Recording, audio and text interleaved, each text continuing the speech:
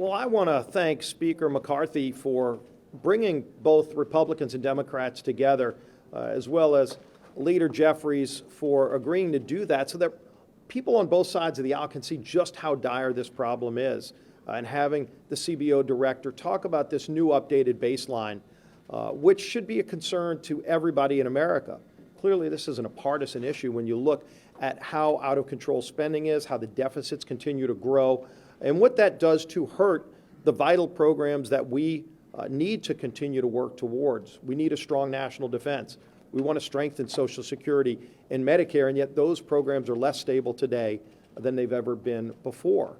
And so as we talk about the debt ceiling and how to get control over spending, I think it's important to engage the country in just how serious this problem is. If you think about what the real spending problem is, for every dollar that the federal government takes in, the federal government is spending $1.29. That cannot sustain itself.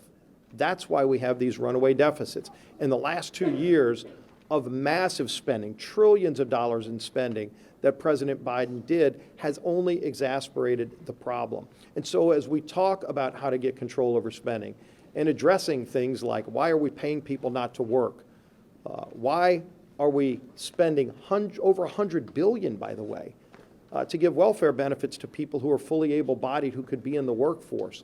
Not only can they be helping solve this problem, but they would be paying billions more into Social Security so that it wouldn't be insolvent as the current CBO baseline shows it. We can fix these problems. It's going to take a bipartisan agreement. Speaker McCarthy has laid out many times that he wants to have more conversations with President Biden to figure out how to get control over this problem. It's a national problem. It's not any one party that's going to solve it. It's going to take all sides coming together. And so today was a really good start to get everybody in a room together with the CBO director talking about the problem. We need to come up with more ideas about how to solve this problem.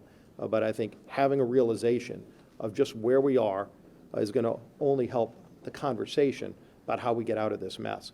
With that, I want to bring up our whip, Tom Emmer. Thank you, Steve. Thank you.